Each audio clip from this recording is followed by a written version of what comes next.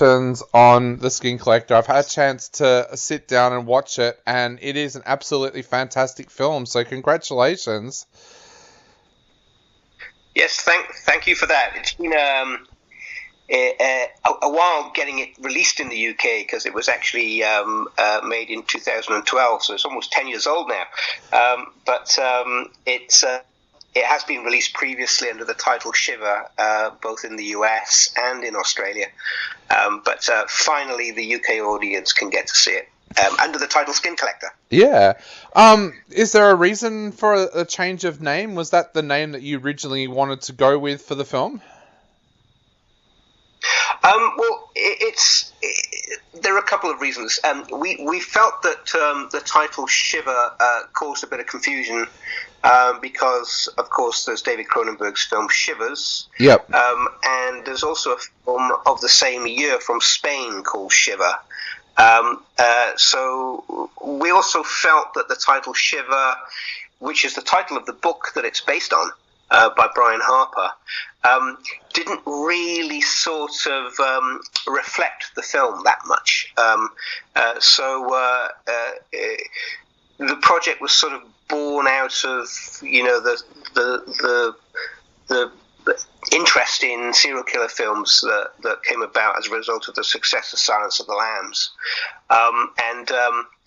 When the film was released in Germany, they changed the title to Skin Collector. So when we were looking for a new title for the UK, as opposed to Shiver, we just thought, well, the easiest thing to do would just be to go with the German title, Skin Collector, and keep some continuity with how the film had previously been released, at least in Germany. Definitely. As you said before, the film is based on a novel by Brian Harper, and the screenplay was written by Rob Weinbach. What attracted you to this film? What was it about this screenplay that made you want to direct it when you sat down and read it? Well, I was approached by Robert to board the project as a director, and the first thing I did was read the novel, and then I read the screenplay, and actually I found that there wasn't really that much difference between the screenplay and the novel. It hadn't gone through an adaptation process to the screen. It was very much sort of lifted from the novel into a screenplay format. I'm a big fan of Silence of the Lambs. I do like serial killer films. For me, they sort of inspire my interest in Hitchcock, Yeah. And stories that have a lot of suspense. It's not necessarily so much a horror movie, even though it has horror elements. It's more of a sort of a crime suspense thriller. I think what really engaged me was the character of Wendy. And her character arc, through the story, from being, this shy, sort of introverted secretary who in a way gets her calling in life, albeit at the best of a serial killer, and has to sort of completely come out of herself to survive the ordeal. I found that side of the narrative quite engaging, and I also like the idea of a serial killer sort of becoming romantically obsessed with one of his victims. I thought that was interesting too. So there was an interesting sort of dynamic between serial killer and victim in this that I hadn't seen before in the genre. Yeah, and you've got such a sensational cast there. Did you already kind of have an idea who you wanted in those roles when you first read that screenplay? Well, no. The film had quite a history before I got involved as a director. There had been another 3 or 4 directors involved with it at various stages. I think Robert had written the screenplay back in 1992, and had tried to get it off the ground with directors like Lucky McKee, Eric Red, Anthony Hickox, and for one reason or another, that didn't work out. But so he'd already cast the film effectively.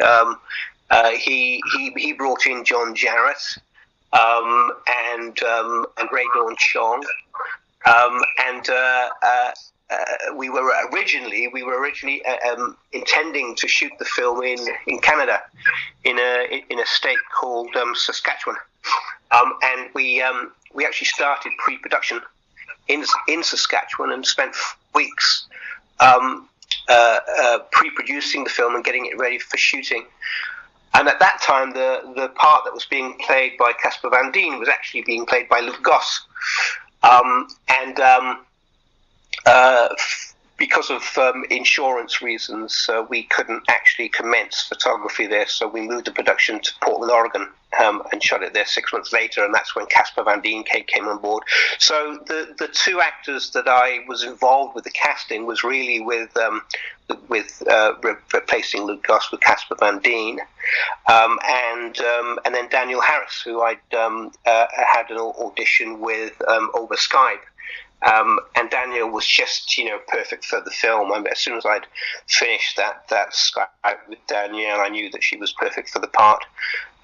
So it was a case of sort of picking up the project from the writer producer and also from previous directors, and running with what I with what the project already had. So that took a bit of adjusting to.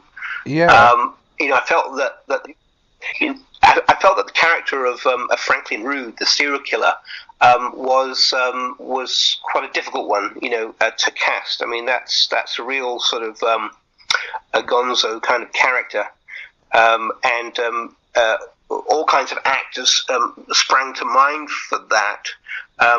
But we had John Jarrett already on board.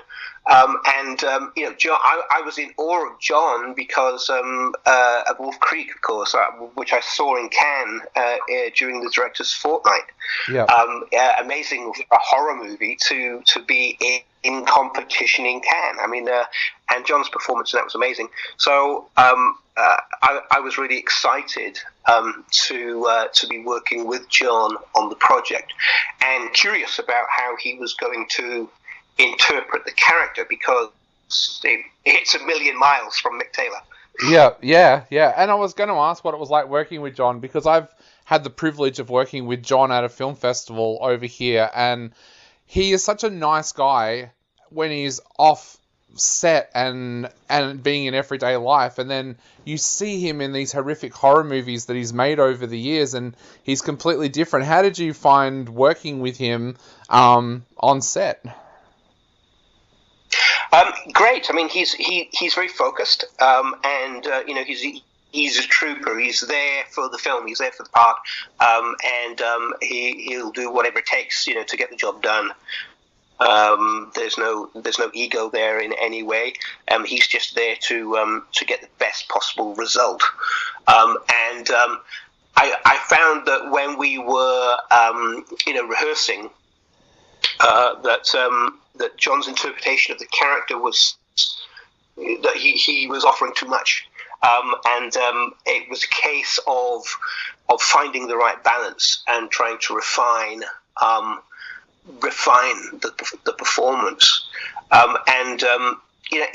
a way I think John had a very specific idea of how he wanted to play the part, and this is quite a brave decision, because it's, again, as I said, it's a million miles from Mick Taylor. It's also a million miles from John Jarrett. Yeah. I could only compare it to sort of Dustin Hoffman's performance in Midnight Cowboy of Ratso Rizzo. It has that level of caricature in a way, which made me nervous, because John wasn't necessarily the right actor for the part, but John's an actor and he could play the part, and that's what he was doing. So what I found, and John was, quite happy to work with me on this, is that we did several takes with John. On the first take, he would do what he wanted to do, and then the next sort of 4 or 5 takes, I would say, okay, let's bring it down, let's refine it, let's do less. So I sort of bracketed the performance. And what that did is it gave us latitude in the edit to strike the right balance. Yeah. You have more control of the edit over a performance than you do on the day. On the day, it's kick, bollock, and scramble. It's a race against time. So really, what you have to do is you have to get enough material in the can to be able to allow you to make the decisions in post. So John worked with me on that. And it was a very good working relationship. I mean, he listened to my direction, and gave me a whole variety of levels of performance. So that was very helpful. Sometimes you'll find an actor that just wants to do it their way and isn't interested in being directed. John was the opposite of that. Awesome. And Danielle is great. Danielle is great in this as well. She is absolutely amazing. It's been great to see her grow as an actress over the years. What was she like to work with? And you said that she was one of the ones that you were able to cast. What was it about her that you thought made her perfect to play Wendy? I sort of, when I'm casting, I kind of like to cast to type. I like to try and find an actor or an actress that is as close to the character in the story as possible. Sort of Danielle came across. I mean, she's a petite girl and is very nice. So her demeanor is very pleasant, that came across in the interview. I mean, she is a sort of an icon of the genre. She's a scream queen, so that was part of it. But at the same time, for me, she was or could convincingly play Wendy because it's kind of close to her personality, it was an amazing experience working with her because she is, again, so focused and dedicated that she was more or less able to get it in one take every time. I would always do a second take for safety, but actually, for the most part, I didn't need it. And when you're racing against, a limited budget and a limited schedule, that's what you need. You don't want an actor that takes 10 takes before you've got it in the can. You've got somebody on set that can get it in one take. It helps enormously. Yeah. But I actually watched Skin Collector for the first time in years on the weekend, and really what struck me was Danielle's performance. I think she's a very, very good actress. I mean, she has a way of delivering dialogue that is maybe comparable to somebody like Christopher Walken, where it feels like it's being thought about as it's being spoken. It's not a regular reading off the page kind of delivery. It feels very naturalistic. So she plays around with the delivery of her dialogue that in such a way that makes it feel very real. And not a lot of actors can do that. I mean, she does it extremely well, and I think she's a great actress. I'd like to see more of Danielle. What Skin Collector did is give her the opportunity to play a leading part. Yeah. Which she hadn't done a lot of that in the past. Since Skin Collector, she's moved more towards directing, and now she's working on a new film as a director. So she's I'm sure she's still acting, but she's also directing now. But no, she was great to work with and very pleasant.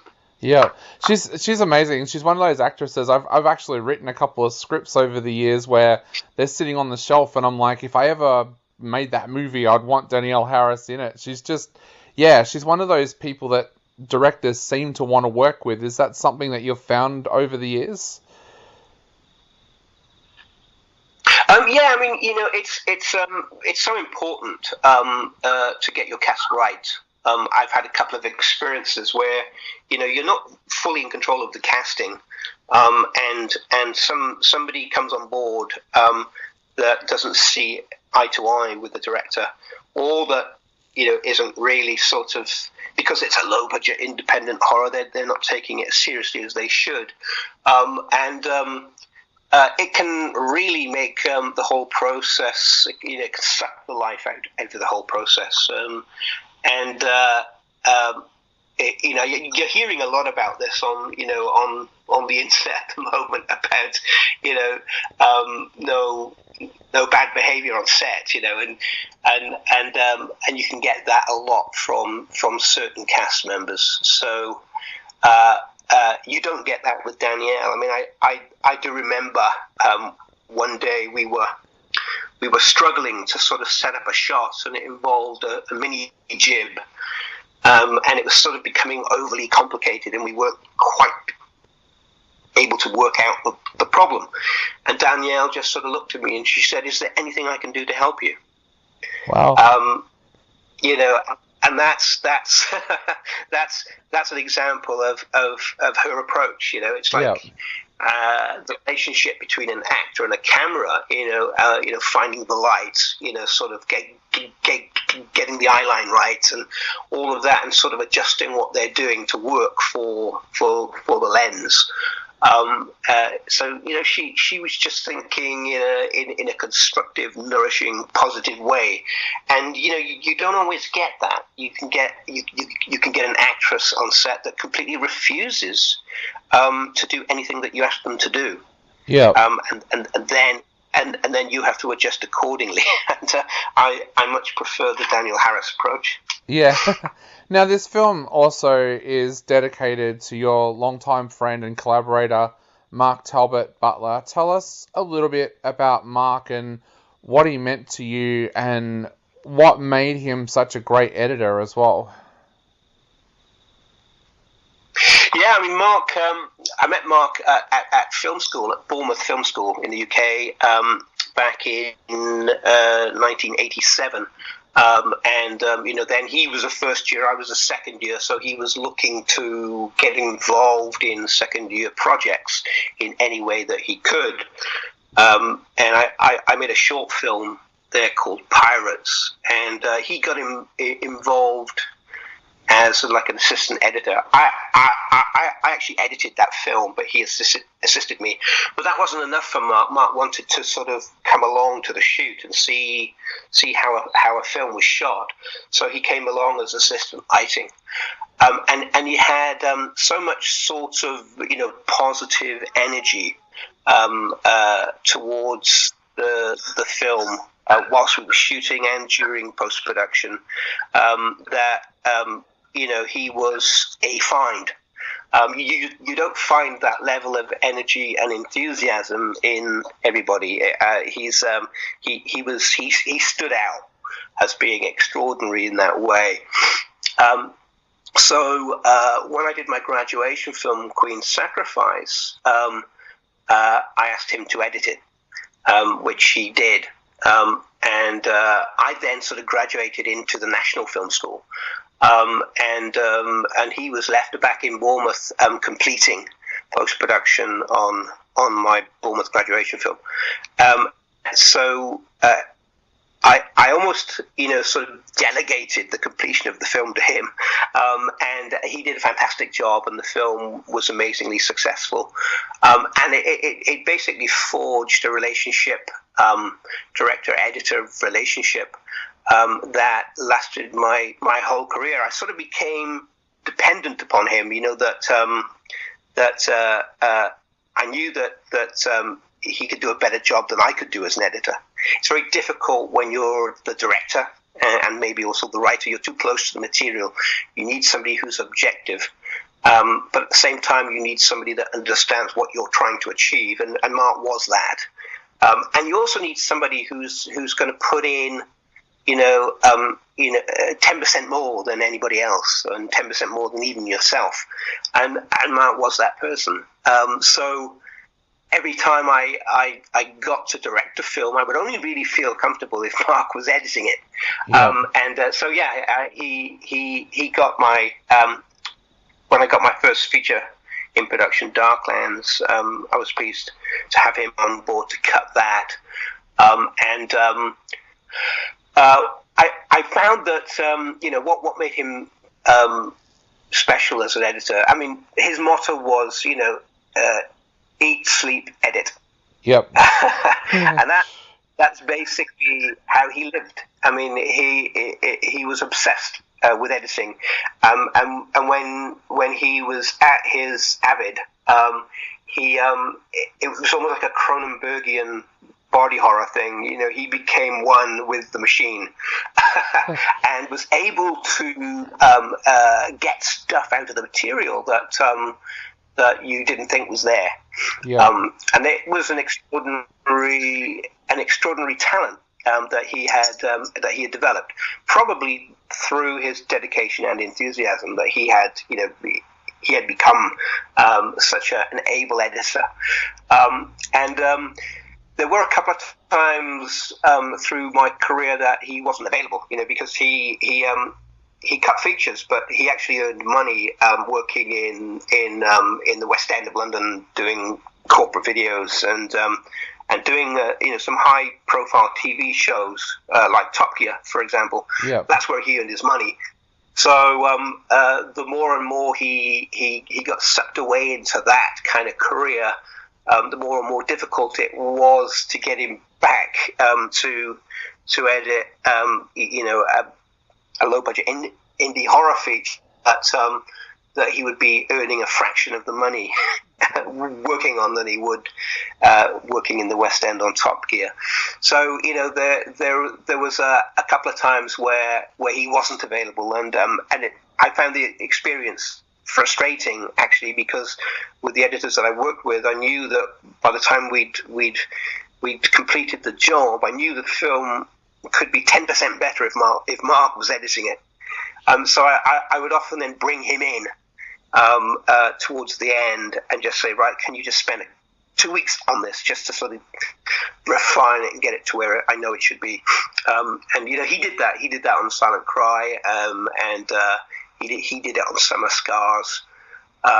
There was one occasion where he couldn't work on the film, and it actually turns out to be probably my most successful film, The Last Horror Movie. But what he did is he sort of delegated the job to his assistant, Klaus Wheelish, and I was a bit sort of annoyed about that to begin with, but then when I was working with Klaus, I realized that Klaus was very good and aspiring kind of German editor, who had previously worked with Stanley Kubrick on Eyes Wide Shut. Last Horror Movie was Klaus's first film, first feature film as an editor, and he's gone on to do great things in Germany since. So Mark was very much Klaus's mentor to begin with too. So yeah, I mean he was also a close friend. I mean we lived together in Bournemouth. We shared a flat. And when I first moved into my flat in London, he was there to help me move in. When I had my kids, he was there to sort of meet them and greet them and be their uncle. So he was a very close friend. Yeah. Well, my condolences to you, mate, because I know, even looking at my shelf of films, I know there's a lot of films in there that Mark worked on and films in there as well that you've worked on. So my condolences to you, mate. Yeah. And Thank you. And I guess to finish up, is there anything you would like to say to people out there before they get a chance to sit down and watch this film that is a tribute to him, The Skin Collector? Yeah, I mean